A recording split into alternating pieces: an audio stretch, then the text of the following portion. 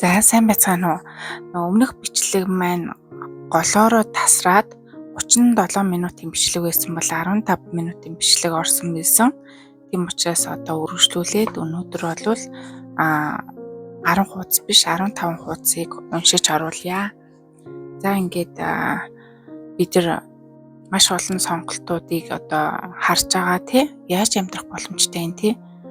Нэг хүн тэгж хэлсэн байсан, гудамжинд амьдарч байгаа одоо ингээд гуйлгуугаас сууж байгаа хүмүүс яагаад ингээд ажил төрөл хийгээд сайхан амьдарч болдгоо юм бэ гэж ярьжсэн. Тэгсэн чинь нөгөө бурхан бол тэгж хэлсэн гэж байгаа байхгүй. Энэ хүн ч гэсэн өөрийн гэсэн үүрэгтэй ямар нэгэн байдлаар одоо тэр үүргээ биелүүлэх гэж сууж байгаа маа. Тэр нь ямар үүрэг вэ гэхээр хэрвээ над шиг сонголт хийгээд амьдрах юм бол үр дүн нь юм байна гэдгийг харуулдаг гэж байгаа байхгүй юу. Тэгэхээр бид нар ямар сонголт хийх нь бидний өөрсдийн сонголт үр дүнийг хүмүүс харуулж байгаа. Эмч хүмүүсийг харж болж гин, барилгачин хүмүүсийг харж болж гин, номын зохиолч, хуульч, уран зураач, аялагч гэдэг ч юм уу. Маш олон төрлийн одоо үр дүнгууд бидэрт бол харагдаж байгаа. Тэгэхээр сонголтыг бол бид нар өөрсдөө хийн. Цэгцтэй амьдрахыг сонгоод одоо амьдралаа цэгцлэе гэж сонгосон хүмүүс бол миний энэ номыг одоо сонсож байгаа. Тэгэхээр танд бол баяр хүргэе. Та тэгэхээр цэгцтэй амьдралыг сонгоод түн шаардлагатай мэдлэг мэдээллийг ингээд сурахгаас сууж байгаа нь үнэхээр талархууштай баяртмаар зүйл байна. Ягаад гэвэл энэ дэлхий маань хязгаарлагдмал нөөцтэй. Тэр нөөцийг бас ариг гамтай хэрэглэх хүний тоо нэгээр нэмэгдэж байгаа. Би үнэхээр их баярлж байна. Тэгээ танд бол талархлаа гэж хэлмээр байна. За ингээд номоо үргэлжлүүлэн уншия. 25 дахь хуудас. Хэрэггүй хог новш цуглуулах, хинт ч хэрэггүй ажил хийх, эрх чөлөөтэй байгаадаа баярладаг хүн гэж хааж байхгүй шүү дээ. Тэгвэл энд яг ямар эрх чөлөөний тухай яригдаж байна вэ? Хүссэн бүхнээ хийж, уйтгартай ажил өөрийг хариуцлагаас мултрах тухай биш. Харин юу хүсгээ, юу хийж буй зүйлийнхаа утга учиртай болох эрх чөлөөний тухай ярьж байгаа юм. Дараах эрх чөлөөг та өөрийн амьдралдаа олж авах, бий болгох бүрэн боломжтой. Бусдад адилгүй байх эрх чөлөө. Хүн болгон л гоё хувцастай, шинэ машинтай, мөнгөтэй байна. Бүгд л шөнө унтах завгүй, өдөрж орой болтол ажиллаж байна. Тэглээгээ та бас бусдад адил байх албагүй. Юг зөв буруу гэж бодож байгаагаа бодож тунгаах эрх танд бий. Үүний ачаар та өөрийн итгэж найдаж буй өөртөө нь үнэхээр чухал гэж үзэж буй зүйлдээ анхаараарай. Тэгэхээр бусдаас илүү дутуу гэдэг зүйл биш. Бусдаас өөр байх тухай энд ярьж байна. Тэгэхээр хүн болгон адилхан биш. Миний туулсан амьдралын туулал бол одоо таныхтай адилхан биш. Тэгэхээр бидний ухаарлууд бас өөр түвшинд явагдаж байгаа. Магадгүй та надаас илүү ухаарлалтай, илүү их туршлагатай байж болно. Тэгэхээр хүн болгон л өөр онцлогтой гэдгийг хүлээн зөвшөөрөх хэрэгтэй. Заримдаа би ч гэсэн яг тэр мэдрэмжийг авдаг. Би энэ хүнээс арай илүү байгаа юм байна да гэдэг ч юм уу тий. Би тэр хүнээс илүү байсан ч надаас илүү хүмүүс зөндөө байгаа аахгүй юу. Тэгэхээр дээр доор гэдэг зүйл байхгүй. Зүгээр л би арай өөрөөр амьдарч байгаа юм байна да гэдгээ ойлгож ухамсарласан гэх юм уу. Тэгээ одоо тэрийг бол тарин ном шиг л уншдаг. Би бусдаас илүү биш. Би бусдаас өөр. Одоо миний ингээд ажиллуулж байгаа энэ ном уншлахын групп бол яг над шиг ингэж ном унших хүн бол дахин давтагдчихгүй байгаа. Одоо өөр хүн яг ингээд ийм групп ажиллууллаа гэж бодоход тэр хүн өөрийнхөө онцлогоор л өөрөөр хийнэ. Би яг өөрийнхөө туулал ухаарсан ойлголтоороо яг энэ номыг тайлбарлаж уншиж байгаа. Тэгэхээр энэ бол өөр юм аа гэдгийг хүлээн зөвшөөрөх хэрэгтэй юм аа. За дараагийнх нь өөрийгөө шинжих. Өнөөдөр өөрийгөө яг хаана яваагаа, юуг буруу, юуг зөв хийж байгаагаа ажиллаж эрх танд бий. Өөрийнхөө юу мэдэрч буйг анзаар. Юуны араас хөөцөлдөж, юуны төлөө хамаг хүчээ зарцуулан байна вэ? Хэн нэгний сэтгэл нийцхийн төлөө амьдраад байгаа юм биш үз? Бусдаа өөрийгөө харьцуулан, хангалтгүй зүйлээ нөхөх хүлээсэнд орчихсон яваа юм үзээ. Тэгэхээр Өөрийгөө шинж гэдгийг бол би бол ингэж ашигладаг. Ихэвчлэн одоо хүн бол өдөржингөө бол 65 мянган бодол боддог. Тэрний 80% нь сөрөг байдаг. Тэгэхээр одоо бодлоо 65 мянган бодлыг ажиглана гэдэг бол маш хэцүү. Тэгэхээр миний арга барил бол мэдрэмжээ ажилтдаг.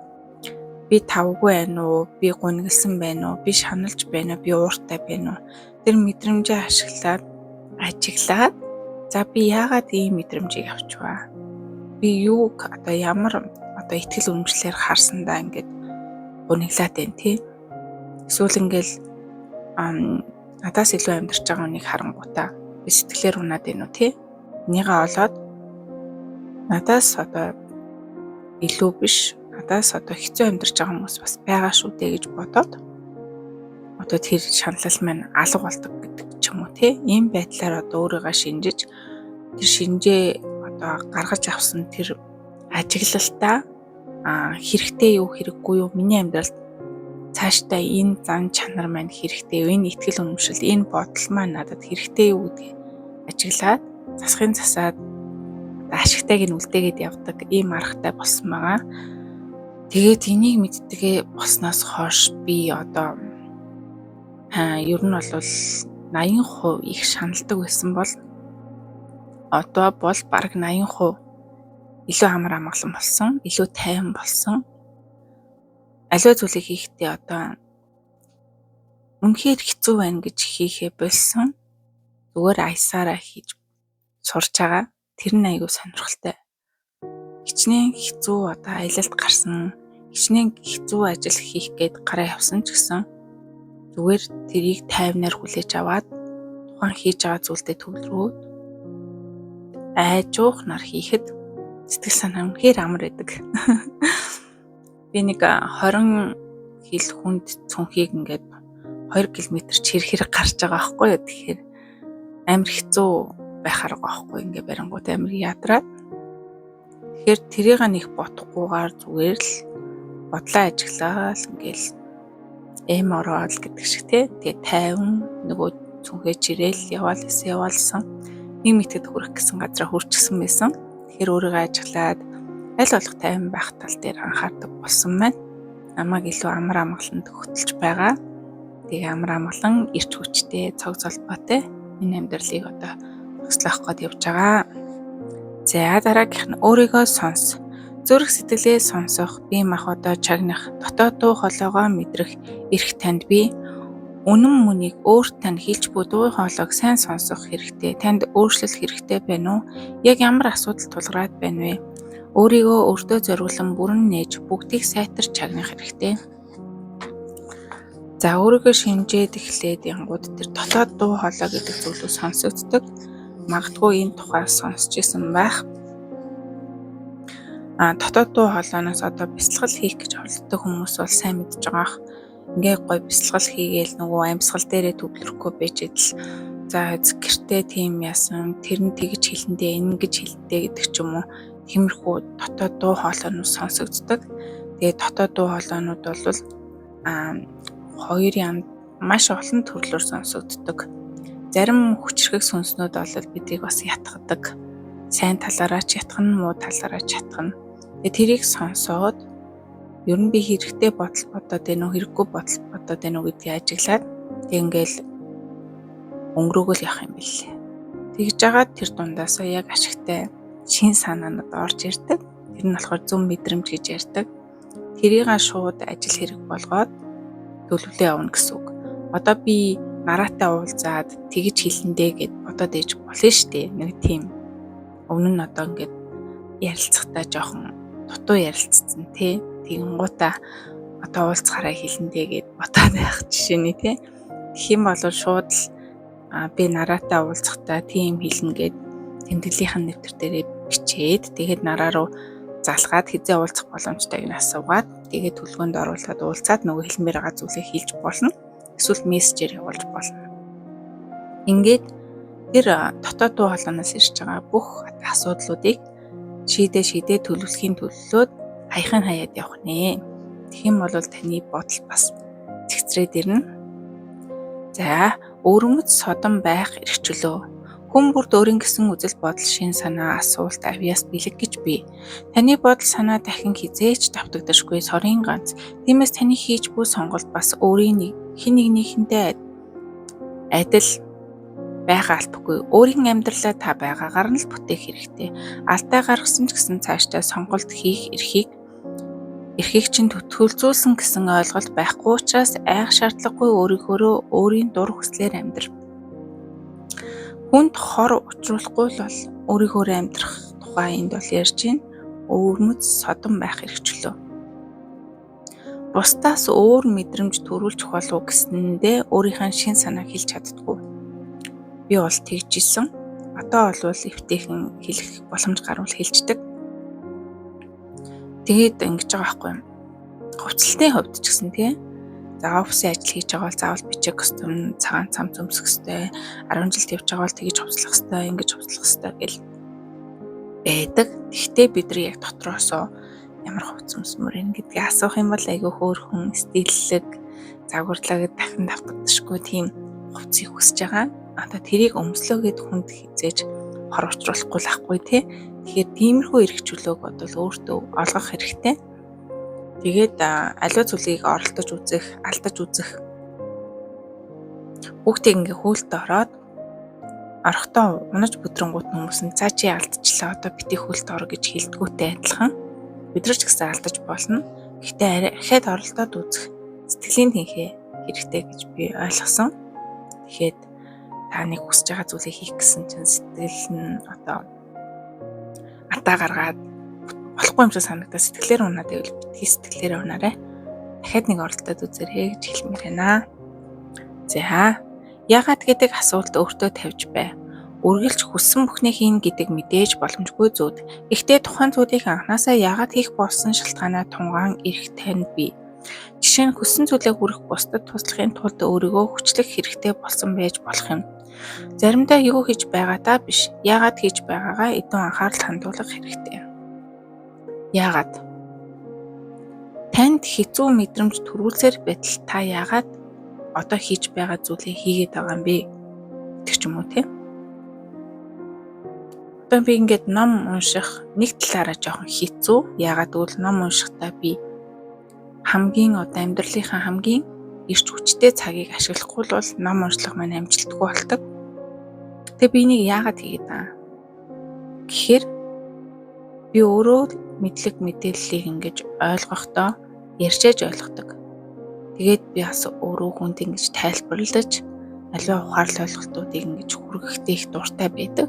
Тэгэхээр энэ маань бол нэлээд ашигтай бас эерэг тийм одоо зүйл учраас би энийг бол хийхээр шийдсэн гэж яагаад гэдэг асуултанд ингэж хариулж байна миний хувьд. Гэх мэтчлэн яг одоо хийж байгаа зүйлдээ яагаад би нэг хийх гээд байгаа юм тийм чухал юм уу гэдгээ сайн асуугаад үнэхээр чухал бол хүн бараг залхуурдгүй юм дөө. Зүгээр л ингээд дотроос ундарч хийдэг. Тэгээд хийчээд маш гоё ингээд кайфыг мэдэрдэг. Миний туршлагаар шүү. Та бүхэн бас туршаад үзээрэй. Үнэхээр хүсэж байгаа зүйлээ хийхээрээ хүн цаг хугацаа орон зай биеийн ядралт тэг хүмүүс ятгах штэ бол гэж хэлнэ. Тэрэгч тоодгүй мэлээ. Тэгэхээр маш хүчтэйгээр тэр тухайн зүйлийг хүсэх нь өөрөө яагаад гэдэг асуултын хариулт болж байгаамаа.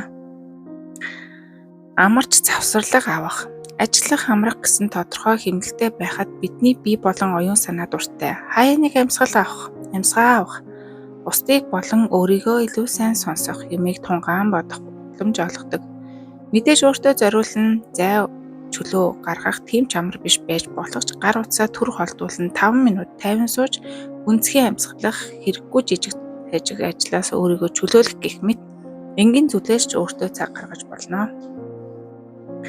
За энэ бол үнэхээр чухал. Одоо эрзэнийг ингээд тасралтгүй татаадахаар тасарчдаг. Харин эрзэнийг ингээд буцаж суллаад татаадах юм бол эрзэн сунаад идэг байхгүй юу? Яг тэрэн шиг бид нар ингээд амраахгүйгээр тархиа аяг ажилуулдаг. Тэгэхээр хаяж болтгоныг 5 минут ингээд санаалтаад гүнзгий амьсгаа аваад бүх одоо бодоод санаа зовоод дүүлээд байгаа зүйлийг ингээд Бурхан Тэнгэрт нь даатгаа тий. Одоо миний санаа зовоод байгаа зүйлсийг та шийдэж өгнө. Би үнэхээр хүч хүрхгүй байна гэдэг ч юм уу. Ийм байдлаар шилжүүлэх одоо арга бас байдаг. Бас нэг сургалтаас олж мэдчихсэн. Та үнэхээр хичээгээд тэр зүйлийг хийж чадахгүй бол та хэн нэгнээс тусламж гуйх хэрэгтэй. Ухамсарууд бол хаасайгүй байгаа. Та ухамсартай, би ухамсартай адил. Одоо биегүй ухамсарууд бол бидэрт бол тусалж идэг. Одоо хүмүүс бол сахиусан тэнгэр өвдөөц гэж ярьдаг. Тэгэхээр тэр энерги орчиндөө тэр зүйл маань бидэрт туслана гэсэн үг. Тэгэхээр үнэхээр одоо таныг ачааллуулаад бүр ингээ аргыг болоход хэцүү байгаа зүйл бол би энийг үнэхээр яахаа мэдгүй надад туслаач гаргалгааг нь олж өгөөч гэд хэлж бас болно. Тэгэхээр өөртөө цаг гаргаа жоохон ч гэсэн тархи амраагаад чөлөөлөөрэй гэж хүсэх байна. За зорилгодоо хөтлөгдөн ургаш алхах эрх.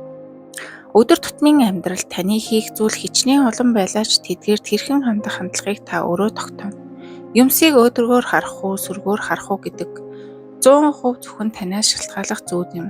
Өөрт зохиолсон зүйлээ эсвэл зорилгоо аль өнцгөөс ярих вэ гэдэг өөрөөсөө нь хамаарна. Та бол өөрийн амьдралаар амьдарч өөрийнхөө түүхийг бүтээж яваа хүн.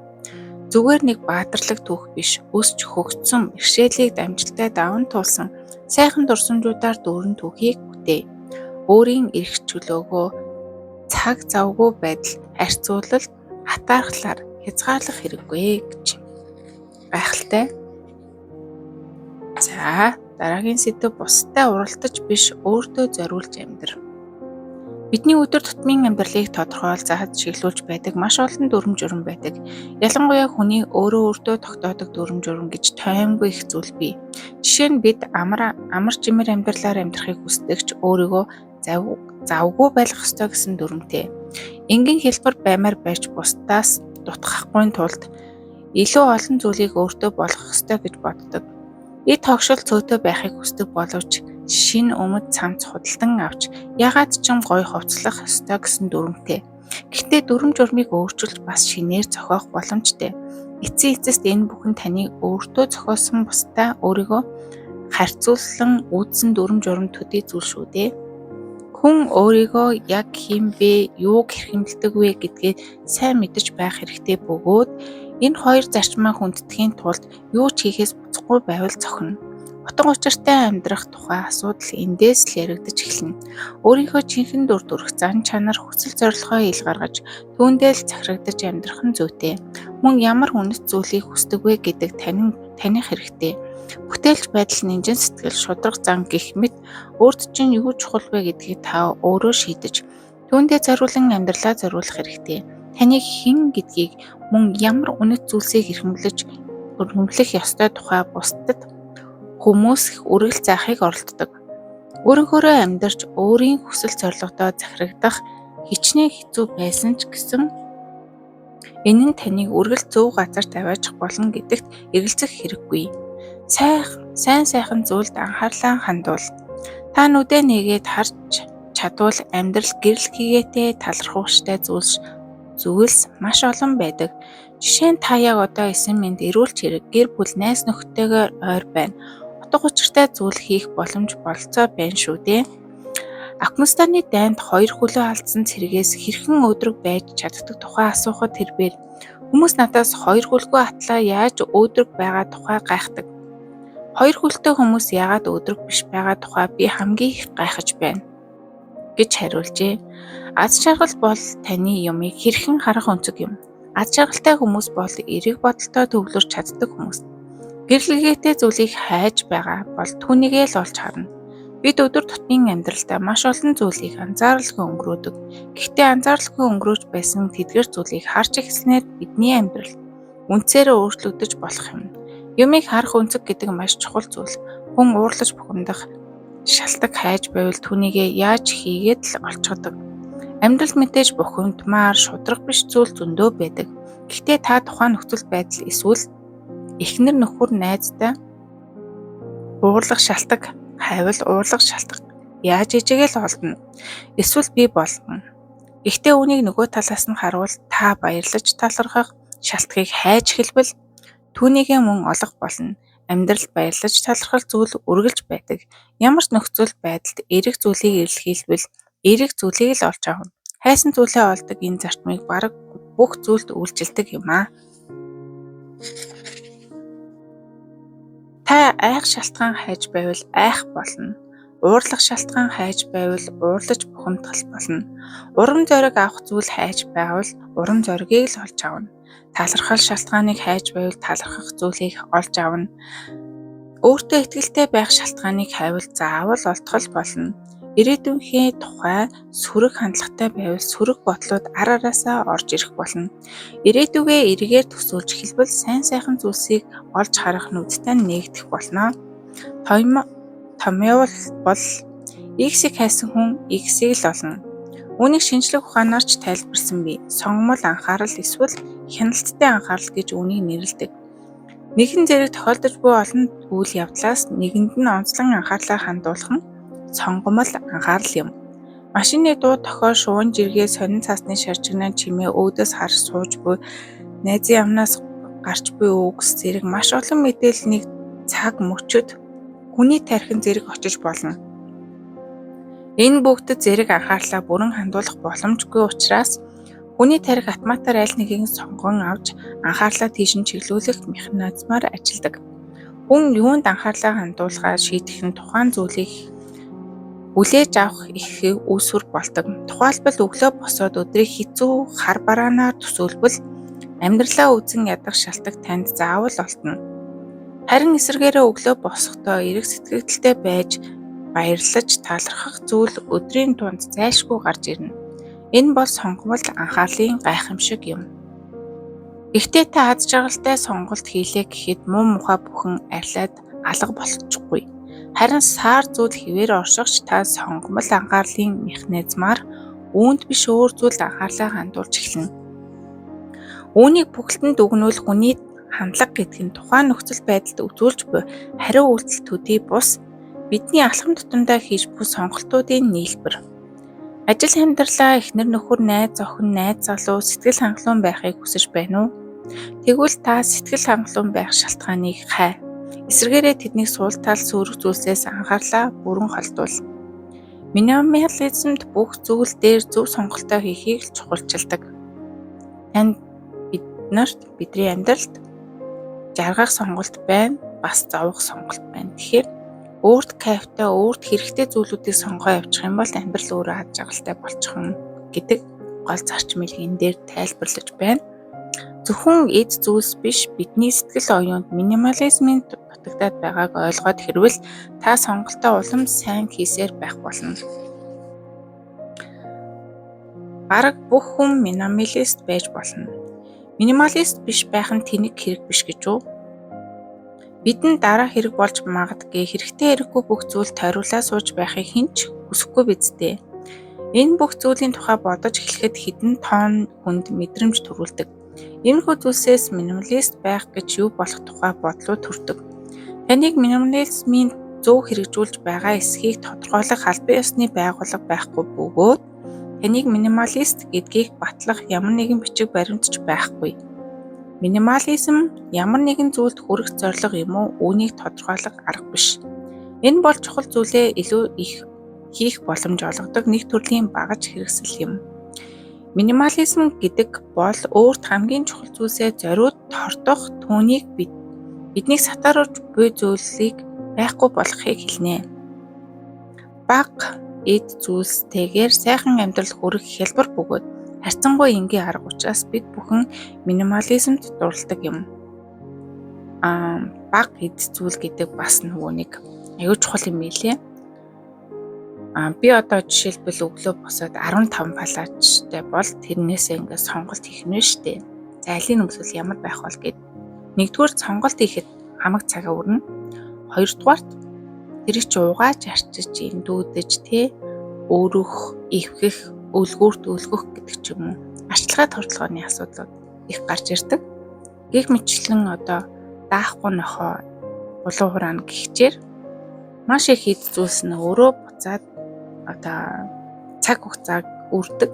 Тэгэхээр одоо цөөн чухал зүйлүүдээ авах нь минимализм хэрэглээг илтгэж байна. Зарим хүмүүс бага эд зүйлстэй минималист амьдралын хэм маягийг баримталдаг бол зарим нь амьдралынхаа утга учиртай зүйлсээ төвлөрөхөд туслах зарим үндсэн зарчмыг баримталдаг. Минималист байх тухай итгэл үнэмшил нь гол нь өөрийн үнцийн, хувийн шин чанарыг эд хөрөнгөөс салгах. Сүүлийн хэдэн 10 жилийн турш би өөрсдийгөө брэнд, бие зүйлсээр илэрхийлэхийг уриалсан мессежинд өртөөд байна. Ундаг машин, өмссөн хувцас, эзэмшиж байгаа зүйл дээр үндэслэн тухайн хүний талаар таамаглал төвшүүл сурсан. Өөрийгөө үнэлэх мэдрэмжийг өөрийн эзэмшдэг зүйлээс салах нь тэдэнгүүгээр би хэн бэ гэдэг судлах боломжийг олгодог. Нийгмийн талаарх ойлголтоо харуулахын тулд гоёмсог, цагандаа найдахын орно бусдад туслах хувь нэмрээ оруулах, сайхан сэтгэлийг түгээх арга замыг хайхад анхаарлаа төвлөрүүлэх хэрэгтэй. За яг энэ нэг ялгаа гарч ирж байгааз хүмүүс маш үнэтэй хувцас өмссөн юу гэмбэ ганган тийм хүмүүсийг хүндлэх үү, эсвэл бусдад тусалдаг, сайхан сэтгэлтэй бусдын төлөө өөрийнхөө ажил мэргэжлийг зориулдаг, гоё харилцаатай ийм хүнийг хүндлэх үү гэдэг асуулт гарч ирж байгаа.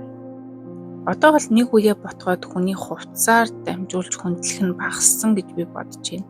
Тэр хүн юу ярьж гин, ямар итгэл үнэмшилтэй, амьдралынх нь үнэт зүйлс нь юу юм те, юуны төлөө зорж байгаа гэдэг нь үнэхээр хүндэлмээр, биширмээр тэр ойлголт гэж хардаг болоод байгаа. Тэгэхээр тэрэн дээрээ биш мэдлэг, өөрийгөө төлөвшүүлэх, ямар амгалан ад жаргалыг олж авах, тэр зүйлээ олж авсан уу, өөрийгөө олсон уу гэдэг л хамгийн чухал болоод байна гэж ойлгоод байгаа. Мөнгөний өчүүхэн мэдээлэл дээр үндэслэн хүнийг хэр амжилттай байгааг тодорхойлно нь үнэхээр утгагүй зүйл. Минимализмын ачаар эдгээр зүйлс нь тухайн хүний зан чанар, тэдний хэм болох дэлхийн ертөнцид оруулсан хувь нэмрийн талаар маш бага утга илэрхийлдэг болохыг бид мэднэ. Хүмүүсийн жинхэнэ гоо үзэсгэлэнг харахын тулд хэрэглээг нь харахын оронд бусдад эргэн тойронд оруулсан хувь нэмэр дээр нь анхаарлаа төвлөрүүлэх хэрэгтэй. Хит их эсвэл хит бага зүгийг эзэмшдэг гэдгээ санаа зовох хэрэггүй юм. Бид бага зүйл эзэмших тусам бидний эзэмшдэг зүйл бага байна гэдэг нь үнэн боловч эсрэгээрээ байх үе бас бэрдгээ. Минимализмыг дамжуулан бидэнд үйлчлэхээ болсон зүйлээс бид өөрсдийгөө чөлөөдөг. Эмх замбраагүй зүйлсээр дүүрсэн байшингаас болж стресстэх, хэдхэн ширхэг эд зүйл эзэмшдэг болох гэж стресстэх. Аль аль нь стресс шүү дээ. Ер нь бол стрессийг эерэг болон сөрөг гэж ярьдаг. Сөрөг стресс нь бол таныг бухимдуулна, уурлуулна, шаналхан зовооно гэдэг ч юм уу те. Харин эерэг стресс нь би нэг хийх ёстой, тех ёстой, тэмүүлэх ёстой гэдэг ч юм уу те. Тиймэрхүү таныг түлхэц, мотивац, эрч хүчийг өгдөг эерэг стресс бас байдаг. Шүү. Минимализм гэдэг эд зүйлстэй холбоотой стрессийг хоёр чиглэлээр хаяхыг хэлнэ. Энэ нь өөртөө анхаарал тавьж хүмүүст харилцаа холбоондоо бусдад туслахад анхаарах эрх чөлөө бий болно. Шаардлагатай гэж үзсэн хэмжээгээрээ эмхэл зэгцлээ тэгээд өөрийнхөө амьдрал болсон гэж үзэх хүртлээр чөлөөтэй зэгцэл. Яг юу хийвэл баяр баясгалан авчирдаг, илүү чухал юм гэж юу болох, яагаад гэдгийг ойлгох хэрэгтэй. Хэсэг хугацааны турш эмх зэгцтэй минимализм амьдрсны дараа юу өөрийг тань урд өмнөхөөс илүү баяр баясгалантай болгож байгааг мэддэг болно. Өөрийн эзэмшдэг эд зүйлсээ нэхур үнэлэх үед хадгалах уу хаях уу гэдэг шийдвэр аяндаа тодорхой болно. Минимализм бол хамгийн их баяр баясгалан авчирдаг, дуртай зүйлээ бүтээх боломжийг олгодог хэрэгсэл гэдгийг аяндаа ойлгоно. Айчм тогтвортойгоор эмхэл зэгцлээд юу тань үнэхээр баяр баясгалан авчирдгийг ойлгох нь танд туслах хэм маягийг илэрхийлнэ. Юу чухал биш болохыг идэвхтэй удирдах ерөнхий бүдүүчтэй байх хэрэгтэй. Бид нэг хязгаарт хүрээд албан ёсоор минималист болж гинтгэн амьдралын бидэнд санал болгосон бүх гайхалтай зүйлс хүрлцгөөд цаг хугацаа, энерги, эрх чөлөөтэй болно гэж итгэхэд амар байх. Энэ бол шалгуудлаа. Минимализм бол таныг хүрэх барианы шугам биш. Харин ертөнцийг үзэх үзэл ерөнхий хандлага юм. Энэ бол хамгийн сайхныг өгч хамгийн сайнаар амьдрах боломжийг бидэнд олгох замаар амьдралыг идэвхтэй засах арга юм. Бидний хэрэгцээ, хүсэл, эрмэлзэл байнга өөрчлөгдөх тул Минимализм нь үнэндээ насан туршид үргэлжлэх аялал юм. Бүх зүйл эргэлтийн цэгт хүрнэ гэдэгт найдах хэрэггүй. Төгсгөлийн шугам гэж байхгүй, хамгийн гол нь ерхий хандлага байх нь чухал. Амьдралын сайн муу бүхнийг илүү сайн зохицуулдаг байна. Хийх зүйл аваарсан орон гэрмэн эмх цамраагүй болсон үед гинтийн жаахан саад гарахад л цөрөг нөлөөний гинжин урвал цуурч эхэлдэг. Минимализм амьдралын бүх асуудлыг шийдэж чадахгүй ч тэдгээрээ илүү сайн зохицуулах цаг хугацааг гаргаж өгдөг. Одоо энэ дээр яг ямар санаа гарч ирж байна гэхээр альва ажлыг одоо төлөвлөхгүйгээр хийх одоо ингээд цаг хугацааг алдахад хүрдэг гэж байгаа байхгүй юу? Эхлээд бол маш сайн төлөвлөгөөндөө анхаарад за би ингэн тэгэн тийм үед ингэн ерөнхий зорилго маань ийм байна. Би энэ жилдээ хавар одоо ийм зүйлүүдийг сурна, намар тэгнэ гэдэг ч юм яг ерөнхий төлөвлөгөөгөө маш сайн наривчлалтай гаргачих юм бол өдөртөө ер нь бол сартаа ч юм уу нэг тийм стресстэй одоо би юу хийх вэ гэдэг юм байхгүй болчт юм билээ. Тэгээ маш сайн төлөвлөсөн бол ажлынхаа бараг 80%-ийг хийлээ гэж үздэг. Одоо энэ Европын улсын орны хүмүүс бол тэгдэг.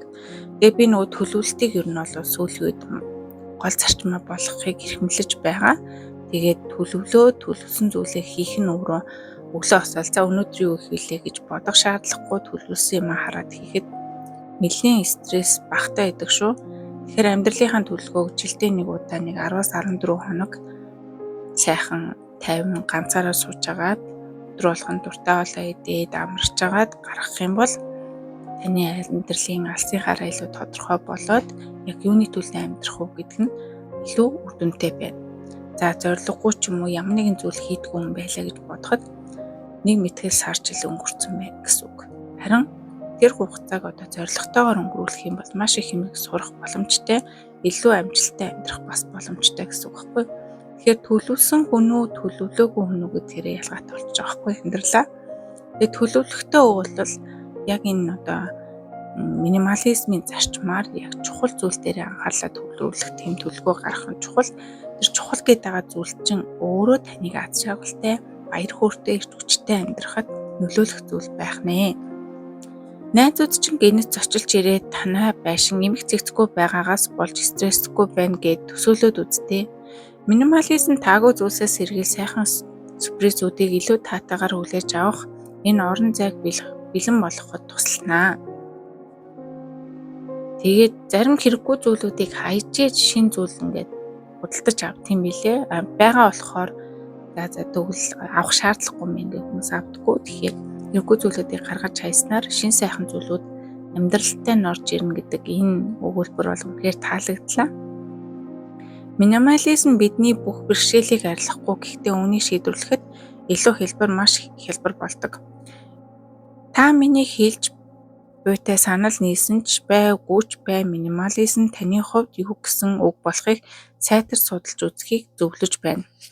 Бидний анхаарлыг сарниулж байгаа зүйлсийг зайлуулахын зэрэгцээ хамгийн үн цэнтэй зүйлсд илүү анхаарлаа хандуулах нь хүн бүр чухал гэдэгт итгээрэй. Зорилготой амьдрахад минимализм яагаад үр дүнтэй хэрэгсэл болдог вэ? Эцэст нь хэлэхэд минимализм цөөн зүйлд эзэмших гэхээсээ илүү ямар нэгэн төрлийн зүйлс чиний хувьд чухал болохыг зөв сонгох явдал юм. Бид илүү их зүйл эзэмших мөртлөө түүнийгээ хэрэглэх цаг хугацаагүй гурамч үн цэнийг бүтээдэг нийгэмд оршиж байна.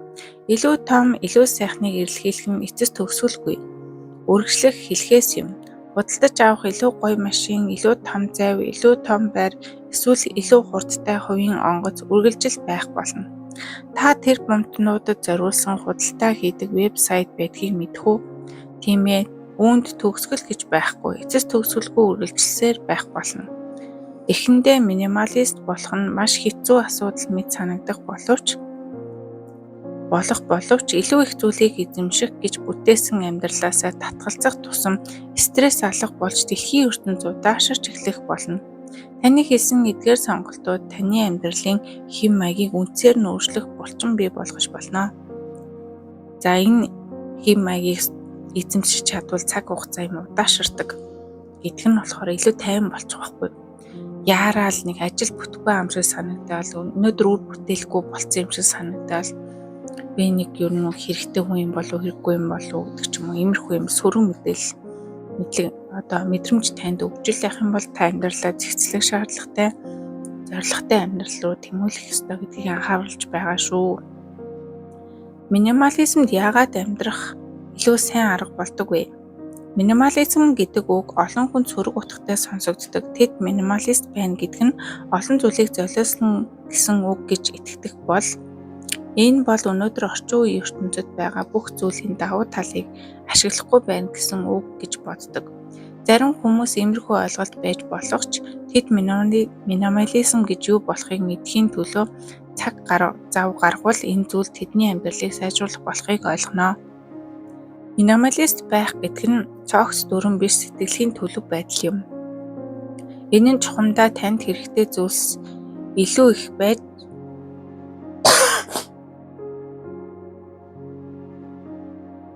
байгаад бүх зүйлээсээ таашаал авч байхгүй зүйлдээ санаа зовхгүй байна гэсэн үг юм. Энэ бүхэн амьдралыг стресс багтай болгож илүү сэтгэл хангалуун болгоход туслана. Зарим хүмүүс минимализмыг ой дотор жижигхэн амбаар цахилгаангүй гал түлэх, зуухгүй, гаднаа ургаалгын өрөөгүй амьдрах хэм маяг гэж ойлгодог. Ийм маягаар амьдрч байгаа хүмүүс байж магадгүй. Гэхдээ минимализмыг амьдралдаа хэрэгжүүлж байгаа бүх хүн үүнийг ийм хэмжээнд хүрэх албагүй. Минимализмыг ашиглахын тулд ямар нэгэн бодит золиос шаардлагагүй өөр аргууд бас байдаг. Минималист байна гэдэг өөрийгөө материалын зүйлээс илүү үнэлнэ гэсэн үг юм. Хүссэн бүхээ авахны оронд хэрэгцээн дээрээ тулгуурлаж шийдвэр гаргахыг хэлнэ. Энэ нь хямд зүйл худалдаж авна гэсэн үг биш юм. Хэр их үнэтэйгээс үл хамааран эдгээр нь танд хэрэгтэй зүйл гэсэн үг. Хүн хэр их минималист амьдралын хэм маягт хүрэхийг хүсэж байгаа өөрөө шийднэ. Үүнийг үе шаттайгаар өөрт аятай байдлаар хийж болно. Ихэнх хүмүүс гэр дотоороо явж шаардлагагүй болсон зүйлээсээ ангижихаас эхэлдэг. Цаг хугацаа өнгөрөх тусам тэд амьдралаа улам илүү минималист хэм маягтай болгож чаддаг.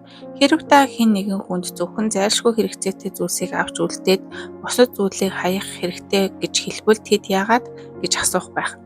Тэд билээхэн байж байгаа шинэ бүтээлүүд тансаг зүйлийн давуу талыг ашиглаж яага болохгүй гэж гайхна. Тэд өөрийн хүснээрээ амьдрах хэрэгтэй гэж хэлэх болно. Энэ тухайд бол тэдний зөв.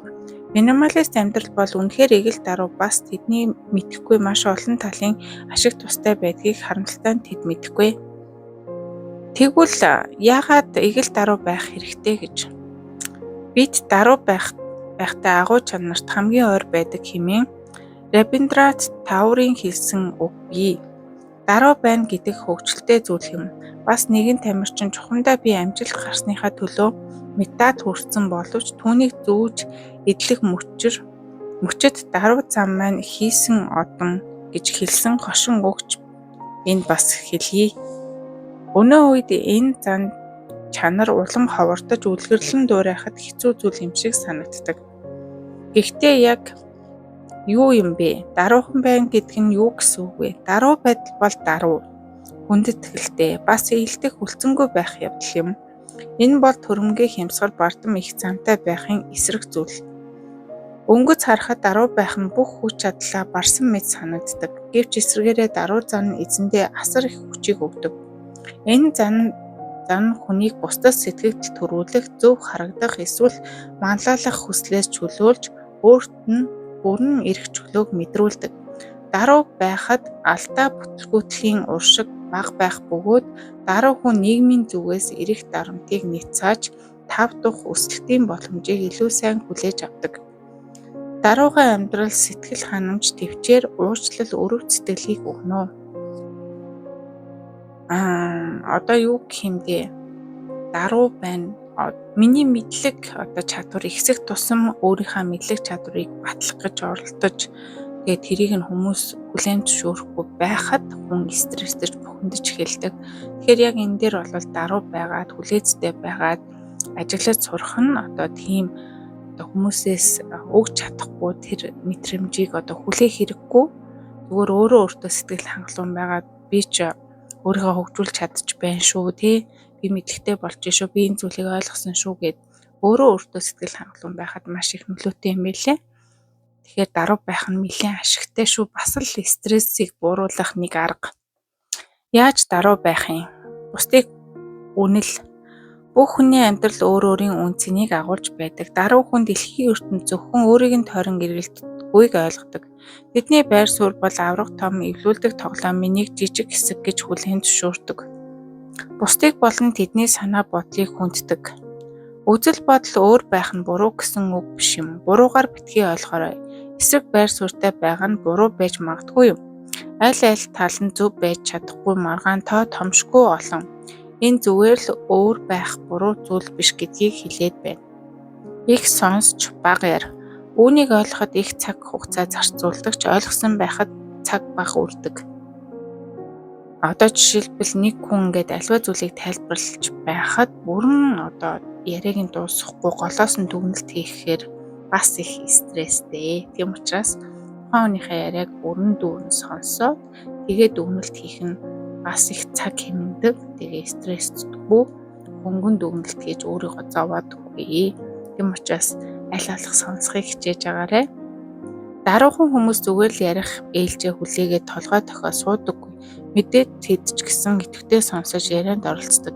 Гэвч тэд асуулт асууж өөрсдийгөө супер хүн болгож харагдуулах гэж ярьж байна гэж ойлгох хэрэггүй юм. Тэд зүгээр аливаа юмны мөн чанарыг жигнэсээ ойлгох чадвартай байдаг юм шүү. Зорилгоо аль болох байнга эргцүүлж бай. Маргаанд эрүүл ухаанаар ялах хамгийн хурдан арга бол бусдын үзэл бодлыг хүндэтгэх. Энэ нь аливаа маргааныг үр дүнтэй намжих хамгийн хэлбэр арга юм. За жишээлбэл ингээд үнэхээр чиний хувьд миний хувьд ингээд нэг тэнийг мулгууч юм уу ингээд сэтгэл мэдрэлийн өвчтэй юм л бол хараал хэлдэг ингээд ийм хүн байж болох байхгүй юу? Бид нар тэр хүнийг ингээд ухааруулад ойлгуулад сайхан амьдруулах тийм нөлөөлөх чадвартай хүмүүс нь бид нар бол биш. Тэр хүн сайхан амьдрахыг тэр хүн өөрөө л сонгоно. Ингэж байгаа байхгүй. Зүгээр л жишээ авахад тэр хүн улаан өнгөн дуртай байтал бид нар ягаан өнгөн дуртай тийм. Тэгэхэд ягаан өнгө гоёо, ягаан өнгө илүү зөөлөн штэ, улаан өнгө ч ингээд тийм уур муур хүрэгдэг штэ гэд ятгах ямар ч хэрэг байхгүй. Зэнийгэн цагт тэр хүн ойлгоод ягаан өнгөийг сонгох ч юм лүү, тийм ээ. Тэгэхээр тэр шийдвэрийг тэр хүмүүс гаргах учраас тэр бусдын мэдлэг тутмаг байх, харилцааг мэдхгүй, амьдралаа ойлгохгүй байгаа хүмүүсийг болвол заавал буруу утгах албагүй, зүгээр л ажиглал тэгээд баг зэрэг чиглүүлэх үг хийлээд хэлэхгүй бол зүгээр орох нь бараг зүгээр юм билээ. Тэр хүний ухаарах цаг нь бол өөр аргаар ирэх бах. Гэхдээ тэр ойлгуулах нь бол магадгүй бий биш аахгүй юу. Тэгж бодоод ер нь тайвширдаг да. Даруухан байх нь өөрийгөө тэдний оронд тавих, бусад хүмүүс ямар өнцгөөс хандаж байгааг харах боломжийг олгодог. Даруй хүмүүс ялахыг эрмэлзэлдэггүй, тэд бусдыг илүү сайн ойлгохыг эрмэлзэлдэг. Бусдад тусал, бусдыг дэмж. Баяр баясал зөв байж аливаа зүйл дээд зэгт нь хүрснээр олддоггүй. Өвгний орон бусдад өгч амжилтанд хүрэхэд нь туслах бий болдог. Энэ тохиолдолд хоёулаа хождог гэдгийг даруй хүн ойлгодог. Даруй байдал үргэлж бидний зүрх сэтгэлээс эхэлдэг. Үүний үр дүнд хандлах хэтийн төлөө үйл ажиллагаанд илүү хяналттай байх боломжийг олгодог. Үүнийг нотлох шаардлагагүй, харин санаа болгох зүйл байна. Та дээрх шин чанаруудыг агуулсан хүнтэй уулзаж байсан уу? Хэрв энд тодорхойлсонтой төгс тарах хүнийг мэддэг бол үүнтэй илүү их цагийг өнгөрөөж эдгээр чадруудыг дуурайж сураарай. Эмх цэгц цэвэр агаартай адил. Эмхэл цэгцлэх нь хүмүүст амьсгалахад нь тусалдаг гэвэл хэтрүүлэх болохгүй. Шкаф шүүгээ цуглуулж давхарсан эзүүлсээ чөлөөлж эхэлснээр та эртээ илүү зай гаргаж болно. Шкаф шүүгээ цуглуулж давхарсан эд зүйлсээ чөлөөлж эхэлснээр та гэртээ илүү зай гаргах болно. Эргэн тойрон чөлөөтэй хөдлөх илүү зай өрөөтэй болно. Ингэснээр илүү чухал нь та эрх чөлөөтэй болж хүнд ачаа дарамтгүйгээр чөлөөтэй амьсгалахад хэлбэр болно. За ингээд маш амжилттайгаар 15 хуудсыг уншлаа. Тэгээд өнөөдрийн ном уншлахаар би бас маш гоё мэдрэмжийг авлаа. Тэгээд эмх зэгцтэй байна гэдэг бол өөрөө стрессийг бууруулах маш зөв арга. Дээрээс нь зэгцтэй амьдрал гэдэг бол зорилготой төвлөрсөн амьдрал юм байна гэдгийг ойлголоо. Тэгээд зорилгоо бас төлөвлөх хэрэгтэй. Төлөвлөлөөд явчих юм бол бас илүү дутуу зүйл санаа зовох шаардлагагүй юм байна.